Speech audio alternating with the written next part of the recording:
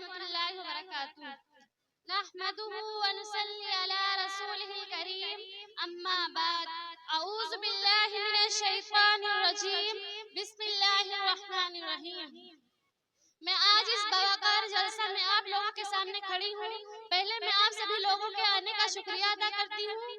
میں آپ لوگوں کے سامنے بیٹیوں کی عصمت کے بارے میں چند باتیں پیش کروں گی.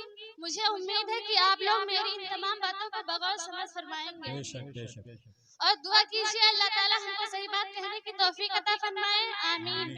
مجھے بہت ہی باعث مسرت ہوگی.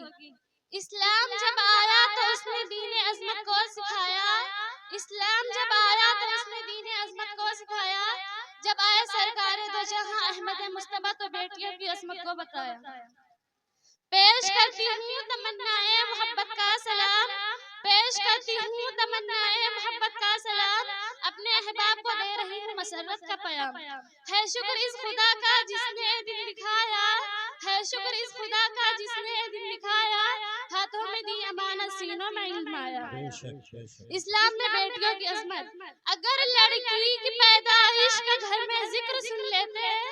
اگر لڑکی کی پیدائش کا گھر میں ذکر سن لیتے تو اس معصوم کو زندہ زمین میں دفن کر دیتے. ایک اور صحابی کا واقعہ ہے.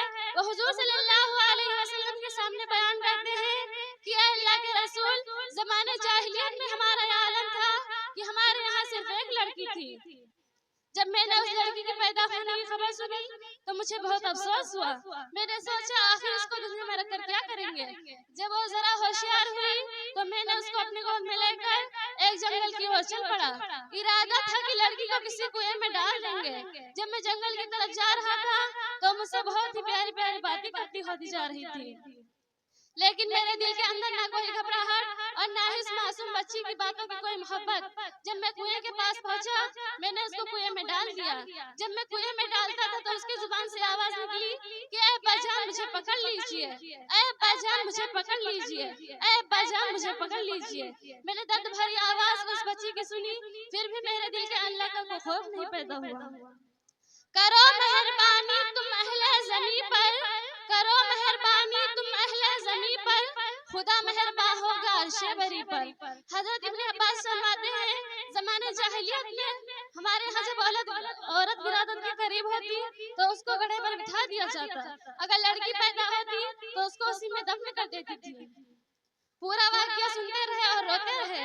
حضور صلی اللہ علیہ وسلم کی آنکھوں سے آنسو ساون بھادو کی طرح ٹپک رہے تھے.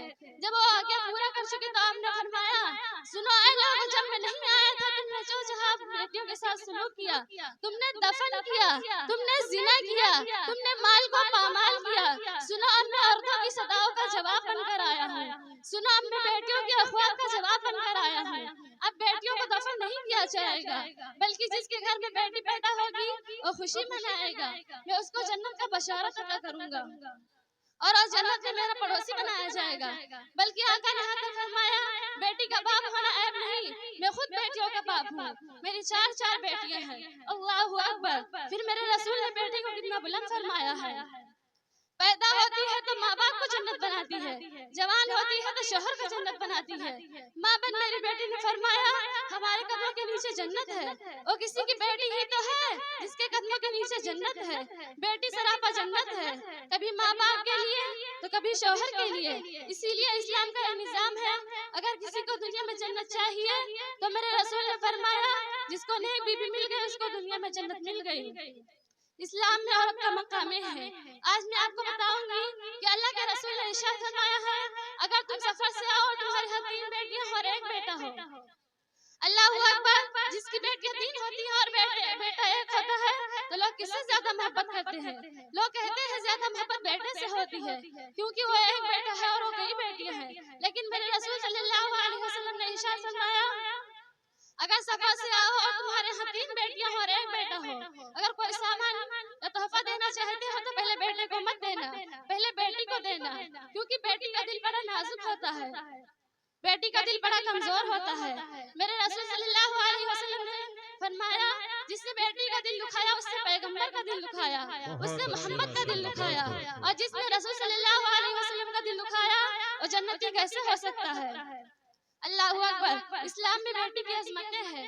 اللہ بیٹی جوان اس کا بازو بند نہیں کھڑا ہو سکتا۔